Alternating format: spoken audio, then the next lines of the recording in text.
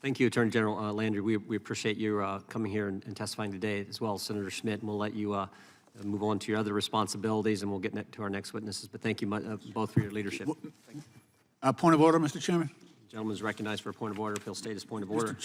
Mr. Chairman, these witnesses are being dismissed without the ability to cross-examine their statements. They've made some outlandish allegations here, and consistent with the work of this committee, especially this Select Committee, and congressional hearings in general, we should have the ability to question their statements. Yeah, it's a long-standing practice of the committee to, when you have our colleagues from the other side of the aisle and other officials, to let them testify. No. These witnesses, Mr. Chairman, these witnesses were direct witnesses as to the cases that they brought.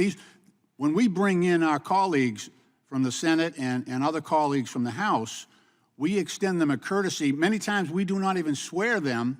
We do not require them to take an oath. We allow their testimony in a ceremonial or in a non-substantive way. But these two witnesses have just presented evidence that I think in part is false. And I would like the opportunity to cross-examine those witnesses. And if this...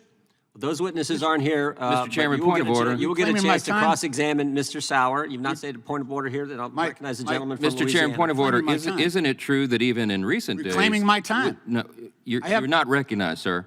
Isn't it true that even... Yes, I am. I was recognized. Sure. He did recognize me. Well, point of order. I'm now recognizing Mr. Johnson because you're not stating your point of order any longer. You're making a speech. And my point of order, Mr. Chairman, is to recall, isn't it true that in recent days, even colleagues like Congressman Jamie Raskin presented testimony that was pretty salacious and was allowed to leave the room, and we were not allowed to cross-examine him. Isn't that true? Mr. Chairman, in response to the gentleman's... The committee will abide by the custom of the House. Salacious has to do with sexual content, and I don't think that our colleague, Mr. Raskin, presented salacious comment. I would ask that well, let's call it outrageous then. I'll use the same term that my colleague did. That word be taken down because it's false. I think you just said outrageous. Mr. Chairman, in debate on the point of order... Gentleman from Louisiana... Mr. Chairman, in debate... The gentleman from Louisiana said it was not salacious, it was outrageous. He changed the term. We will now get to other witnesses. No, Mr. Chairman, in debate on the point of order, please, that was just raised. Gentlelady from Florida is recognized. Thank you very much. And the Attorney General is not from, Mr. Landry is not a member of Congress, is not entitled to an extension of courtesy that we give to some of our colleagues or even former colleagues. He is the Attorney General. We extended the same. I would just say to the gentlelady from Florida, we extended the same courtesy to Attorney General Landry, former member of the United States Congress, that we extended to Tulsi Gabbard, former member of the United States Congress. That was a member panel. Mr. Chairman, now recognizes that was a member panel. This is not a member panel. 5 minutes of testimony. Mr. Chairman, on the point of order, at least, if we're not going to have the ability to cross-examine, I would move that we move to strike the testimony provided by Senator Schmidt and Attorney General Landry. If we're not going to observe... You mean you want to censor it? Is that, you want to censor their testimony? I want to strike it. If we aren't able to probe the veracity of their statements, the truthfulness of their statements. You will be given your 5 minutes here when we get to the 5 minutes. They're not here. They're not here to understand that. You will be able to ask. They have scurried away with your complicity.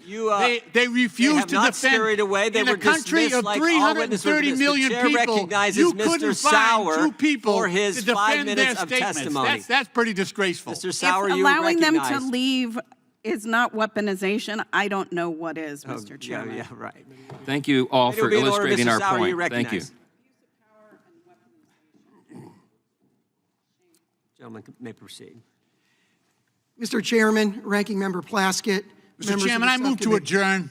The gentleman's not recognized. This is a mockery and a disgrace, and it's shameful that you participate in this. The gentleman, Mr. Sauer, is recognized for his 5 minutes of testimony. There's a motion on the floor to adjourn. Motion to adjourn. And it is not debatable, Mr. Chairman. If you don't know the rules of the committee, then talk to your parliamentarian. Well, you weren't recognized for your motion. Nor are you following the rules of the committee. You can't speak out of order. 5 minutes. What are you doing? What are you doing? You're out of order. Mr. Sauer, you can proceed. Mr. Chairman, Ranking Member Plaskett, members of the subcommittee. Imagine a world where White House officials email the New York Times editorial board when the paper runs a story criticizing the president.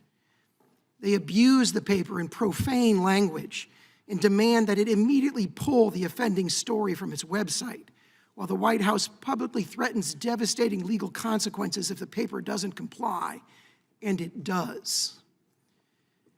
Imagine a world where the FBI every month sends all the major booksellers in the United States an encrypted list of the books that the FBI wants them to pull from their shelves that month and burn, and the booksellers comply by burning at least half of those books. Imagine a world where a federal national security agency teams up with a major research university to establish a mass surveillance program of ordinary Americans' political thoughts and opinions.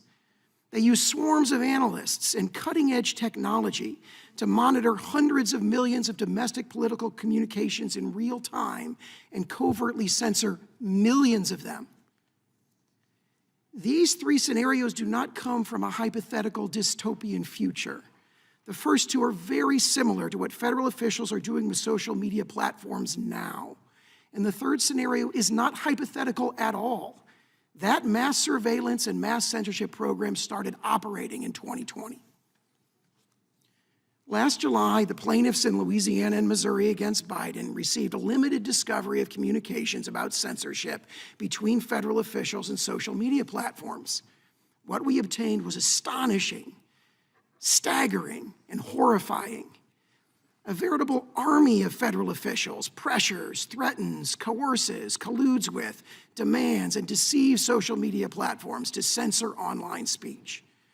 Our evidence shows White House officials badgering social media platforms in private to censor speech that contradicts the White House's preferred narratives, while the president publicly accuses them of, quote, killing people by not censoring enough of ordinary American speech. And the president's spokespeople raise the specter of crippling legal consequences if they don't comply. One major platform responds to White House demands by assuring them, we hear your call to do more, and it scrambles to carry out, quote, what the White House expects from us on misinformation going forward. Our evidence shows federal officials routinely flagging social media posts by ordinary Americans for censorship. It shows federal officials orchestrating elaborate plots of deception to dupe platforms into censoring disfavored speech. It shows federal officials engaging in seemingly endless meetings with the content moderation officers of major platforms to discuss disinformation and censorship. It shows federal officials serving as privileged fact checkers with effective authority to dictate what Americans can and cannot say on matters of immense public importance on social media. And it shows federal officials relentlessly pressuring social media platforms by threatening them with ruinous legal consequences if they do not cave to the federal demands for censorship. Truth is not the goal of this federal censorship enterprise. The censors have been proven wrong again and again, including on politically seismic issues. But each time the censors are proven wrong, the censorship has continued unabated, and it expands. And that is because now, as at every other time in human history, the goal of censorship is not to promote truth. It's to obtain, preserve, and expand political power. Censorship is not necessary to protect Americans' lives, security, or democracy. Systematically violating the most basic civil right of millions of Americans does not make Americans safer or healthier. Federal censorship is not democratic. It stifles the voices of ordinary Americans and places the channels of public debate under the command and control of elites. Censorship inflicts lasting harm on Americans by impeding the pursuit of truth in a free marketplace of ideas. The Supreme Court describes social media as the modern public square.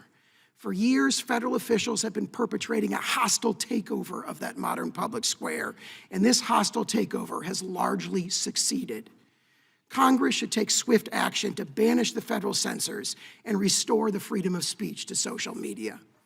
I welcome the subcommittee's questions.